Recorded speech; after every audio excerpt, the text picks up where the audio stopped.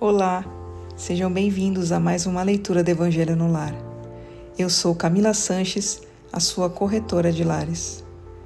Por favor, separe um copo de água para cada pessoa que desejar receber a água fluidificada.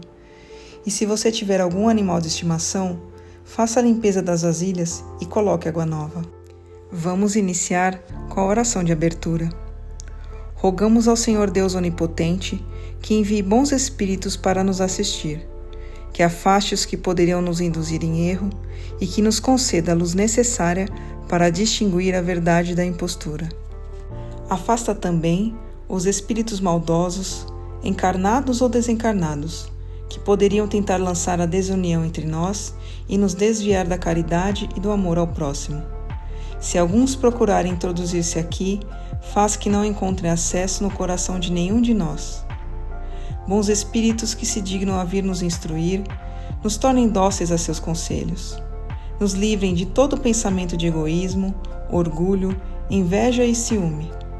Nos inspirem compaixão e benevolência para com os nossos semelhantes, presentes ou ausentes, amigos ou inimigos.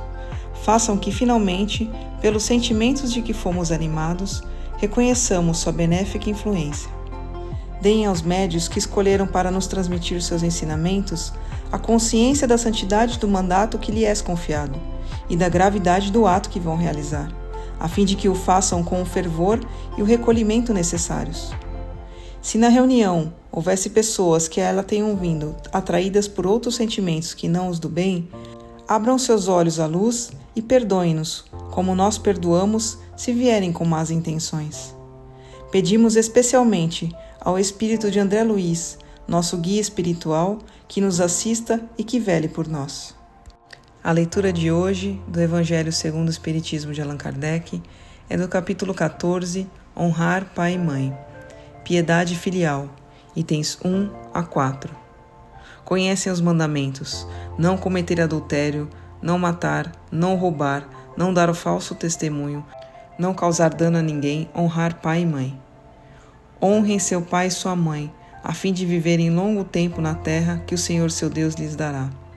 O mandamento honrar pai e mãe é uma consequência da lei geral de caridade e de amor ao próximo, pois não pode amar seu próximo aquele que não ama seu pai e sua mãe. Mas o vocábulo honrar encerra um dever a mais para com eles, o da piedade filial.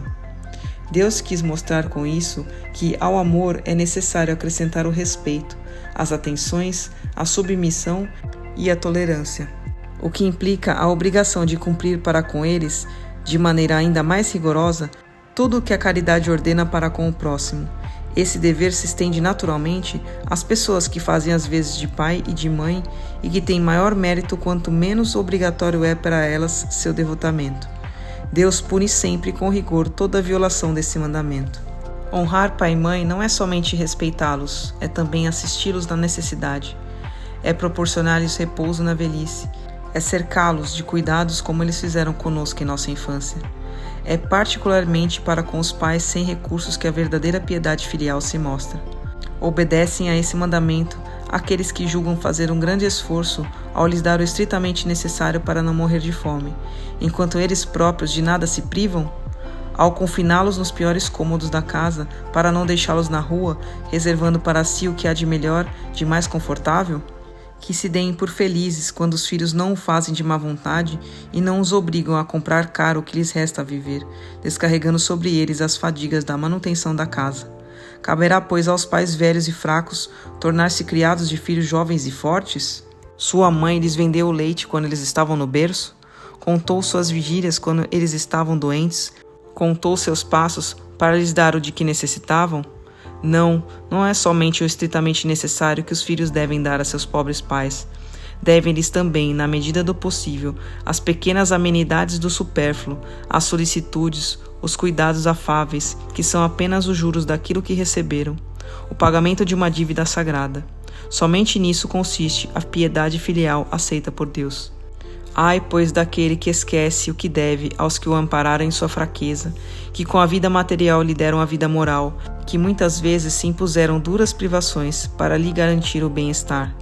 Ai do ingrato, pois será punido com a ingratidão e o abandono, será atingido em suas mais caras afeições.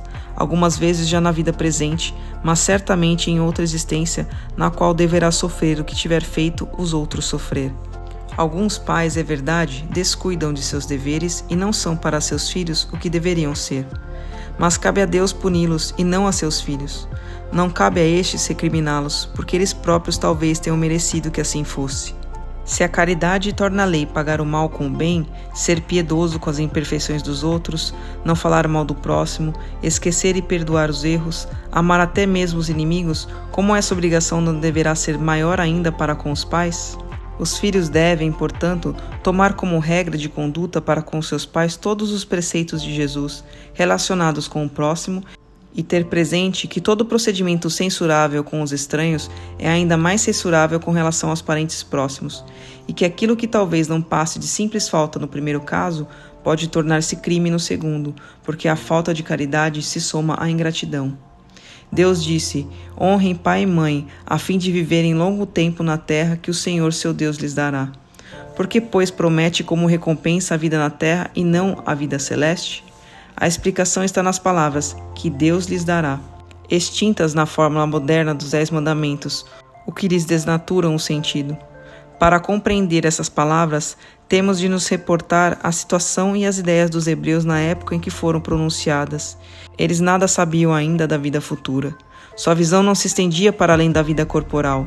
Deviam, portanto, ficar tocados mais pelo que viam do que pelo que não viam. É por isso que Deus lhes fala numa linguagem a seu alcance, e como a crianças lhes oferece como perspectiva o que pode satisfazê-los. Estavam então no deserto. A terra que Deus lhes dará era a terra prometida, objetivo de suas aspirações. Nada mais desejavam, e Deus lhes diz que viverão nela longo tempo, isto é, que a possuirão por muito tempo, se observarem seus mandamentos. Mas na época da vinda de Jesus, suas ideias já eram mais desenvolvidas. Chegado o momento de lhes oferecer um alimento menos grosseiro, Jesus os inicia na vida espiritual dizendo-lhes: meu reino não é deste mundo, é lá e não na terra que receberão a recompensa de suas boas obras. A estas palavras, a terra prometida material se transforma numa pátria celeste. Por isso, quando os chama à observância do mandamento, honrar pai e mãe, não é mais a terra que lhes promete, mas o céu. Palavra dos Espíritos, graças a Deus. Mas antes de iniciarmos a oração de encerramento, eu quero pedir a você, que ainda não é inscrito em nosso canal, por favor, se inscreva agora. Clique no botão inscrever-se aqui abaixo do vídeo. Aproveita para ativar o sininho das notificações e receber todos os nossos vídeos. Se você está com problemas, precisando de ajuda ou conhece alguém que está enfrentando muitas dificuldades em casa, como animaizinhos perdidos ou doentes, brigas constantes com os filhos, discussões no relacionamento, por favor, compartilhe essa mensagem. Leia também a descrição desse vídeo e entre em contato conosco pelo WhatsApp. Você pode salvar a vida de alguém, curtindo e compartilhando o nosso conteúdo. Vamos finalizar com a oração de encerramento.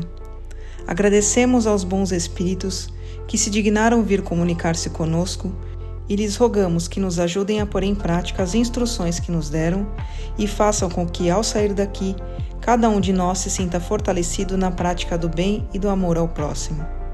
Desejamos também que essas instruções sejam proveitosas para os espíritos sofredores, ignorantes ou viciosos, que puderam participar dessa reunião e para os quais imploramos a misericórdia de Deus. Amém.